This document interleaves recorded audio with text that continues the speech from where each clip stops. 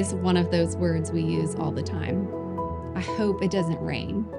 I hope I get that job. Or I hope this coffee kicks in soon.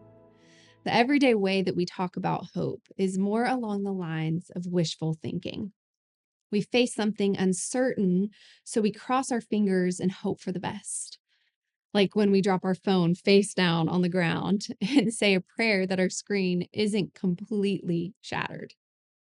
But when we talk about hope from a Christian perspective, particularly as it pertains to the arrival of Jesus in Advent, hope means something entirely different. It's not just wishful thinking or a general feeling of hopefulness about a situation. For those of us who belong to Jesus, hope is a confident expectation. It's something we experience now that changes how we live today because it's rooted in something real. It's rooted in someone who is unshakable and unchanging. Our hope is not flimsy or vague, but solid, sure, and secure. In other words, we don't have to cross our fingers because we know the one to whom we belong holds the past, present, and future story of all the world in his hands. So, how are we to understand this hope? How could we define it? We'll spend some time looking to the scriptures for help. In Romans 8, Paul writes, "For in this hope we were saved. But hope that is seen is no hope at all. Who hopes for what they already have? But if we hope for what we do not yet have, we wait for it patiently." If we were to come up with a working definition of hope based on what Paul said and what the rest of the Bible has to say, we realize that Christian hope is a present experience that's future oriented and rooted in the past faithfulness of God. That's our framework, a confident orientation that we have towards the future, grounded in who God has already said, proven, and revealed himself to be. As we sit with this understanding, an important question comes up. Is Christian hope only about the future? Is it only about what we do not yet have? Is it just about enduring the present until we get to heaven someday? Now, I think we know the answer to those questions is no. But what does it look like to hold a future oriented hope grounded in the past, in the present moment? How does that hope shape our current moment? Well, when Jesus came into the world at Advent, the future promise broke into the present. It's no longer just someday, but now. N.T. Wright says that hope in person surprised the whole world by coming forward from the future into the present. Jesus didn't just promise hope for someday, he embodied it, and it's available here and now to us. So, how do we experience that kind of hope in real life? Well, there's much that can be said. So, let's walk through some scriptures together and see what we can learn. Along the way, we'll create a diagram that won't necessarily be perfect, but hopefully it will be helpful as we seek to better understand how we experience hope in the person of Jesus today. Now, our starting point is something that's already been hinted at, but is a crucial place for us to begin. Hope is a person we encounter. Hope isn't just a feeling or a mindset. Hope is a person, and that person's name is Jesus. And when we encounter him, we're changed. Hope becomes real. It's not just about knowing about God, but about meeting him and experiencing him and letting his presence interrupt and reorient our lives so that the God of hope may fill you with all joy and peace in believing. By the power of the Holy Spirit, you may abound in hope. Now, a couple of years ago, we hosted a new room gathering called Encountering Jesus. And during the evening, a young man told us his story about when he first met Jesus. He shared that he had struggled with depression and suicidal ideation for years, which had left him with an overwhelming sense of hopelessness. He sought out counseling and various forms of treatment for his depression, which he expressed were extremely helpful, but it wasn't until he encountered Jesus after a suicide attempt that he felt the weight of hopelessness begin to shift. I'll never forget his words.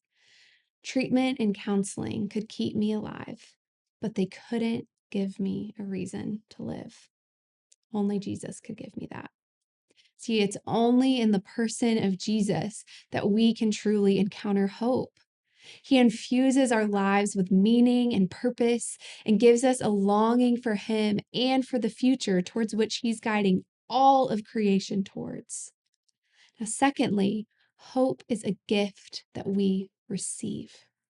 In Romans 8, again, Paul writes, "For in this hope we were saved." Salvation itself is a gift of hope. Grace is a gift. We don't earn these things and we can't manufacture them. In 1 Peter 1, verse 3, he writes, "Praise be to the God and Father of our Lord Jesus Christ.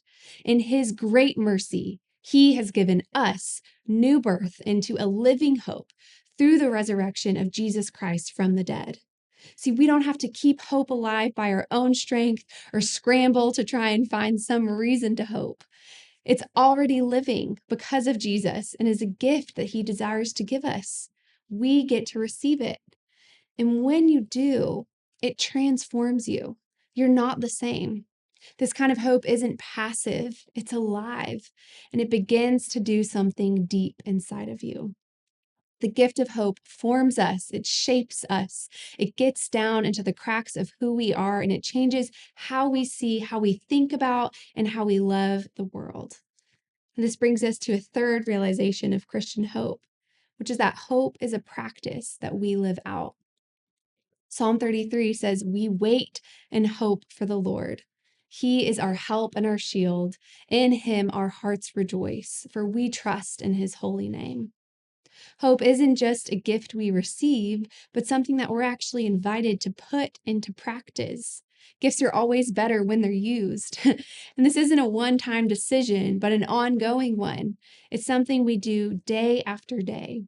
And it's not always glamorous. Sometimes it's quiet and persistent. And if we're honest, sometimes it's difficult. The choice to hope is sometimes made in the dark, in the midst of hard circumstances and in situations that we would rather not find ourselves in.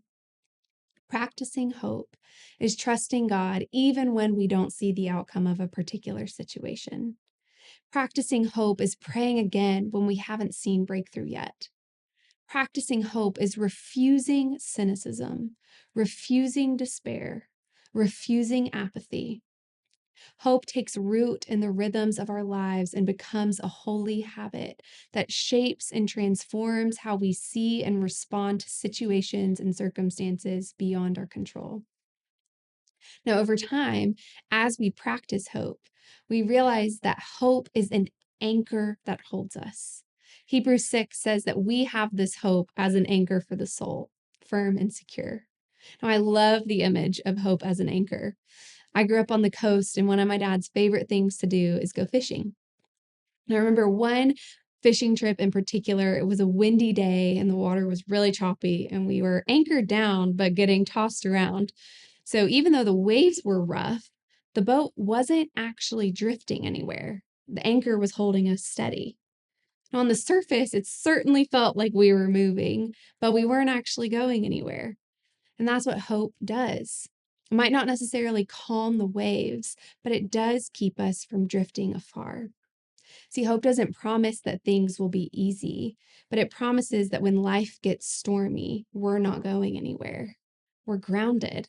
Our soul is tethered to something deeper, to the steady, unchanging presence of God. And we may not always see it or feel it, but it is holding us. This analogy for hope makes space.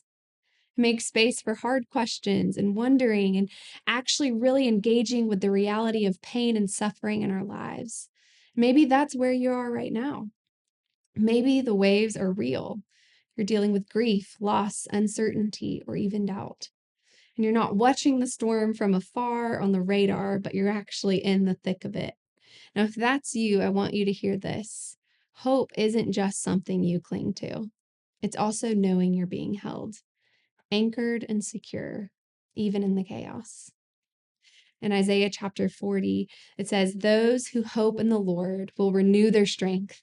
They will soar on wings like eagles. They will run and not grow weary. They will walk and not be faint. Hope doesn't just help us to survive, it helps us to thrive. Now, as we practice hope and are held by hope as an anchor, we begin to experience hope as a resilient strength from God in the face of adversity, and not the kind of strength that comes from grinding harder or bearing down. It's a strength renewed by God. This is the defiant power of Christian hope. It's resilient. It refuses to give up. Hope keeps showing up. It keeps loving, keeps trusting. Hope is strength in the waiting, courage in the unknown, based on what is known. And this kind of hope is radically compelling to those who see it. One of the key facets of hope we often overlook is that hope is a witness we bear to the world.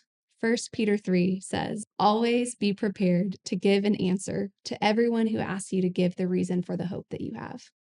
When we live with real hope, people notice. They lean in and they ask questions, and that gives us the chance to point to Jesus as the one who is himself hope. The hope that changes us is meant to overflow from us. When we carry hope into broken places, into divided communities and hurting homes and overwhelmed systems, we become witnesses to something greater. We become evidence that God is not yet done. N.T. Wright says that people who believe in the resurrection and God making a whole new world where everything will be set right are unstoppably motivated to work for that new world in the present. In 1939, Dietrich Bonhoeffer was living safely in New York, far from the reach of the Gestapo. But he sensed the Spirit saying, "You must go back to Germany." His friends begged him to stay, and he could have waited out the war, kept writing, and kept teaching in the US. But he said, "I shall have no right to participate in the reconstruction of Christian life in Germany after the war if I do not share in the trials of this time with my people." So he boarded a ship and headed back to Nazi Germany. Now, this decision wasn't based on strategy. It was hope. Hope that God was still at work, even in the heart of darkness, and that his place was to witness to that hope, even if it cost him his life. That's the kind of hope we're talking about. A hope that moves us to action, a hope that makes us agents of healing, a hope that shows up, enters into broken places, and sings a better song.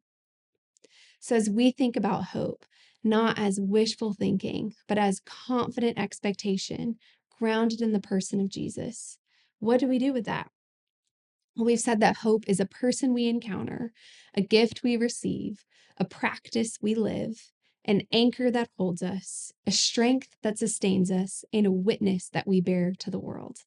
I know that's a lot, but the beautiful thing about hope is that it meets us wherever we are. So, whether you're someone who feels like you're full of hope today, or if you feel like you're barely hanging on, whether you've experienced Jesus recently in a way that's marked you, or you're not even sure where he is right now, hope is still available. And not because you've mustered up enough of it, but because he is here. The light of the world has come. So maybe the question for us isn't, do I have hope? Maybe the better question is, where do I need Jesus to meet me right now? Because if hope is a person, then wherever Jesus is, hope is too. Let's spend some time talking about that together. Where are you encountering hope right now? Or where do you need to? What's forming in you through the waiting? What's holding you steady in the storm? Let's begin to name these things together and invite Jesus, our living hope, to meet us right here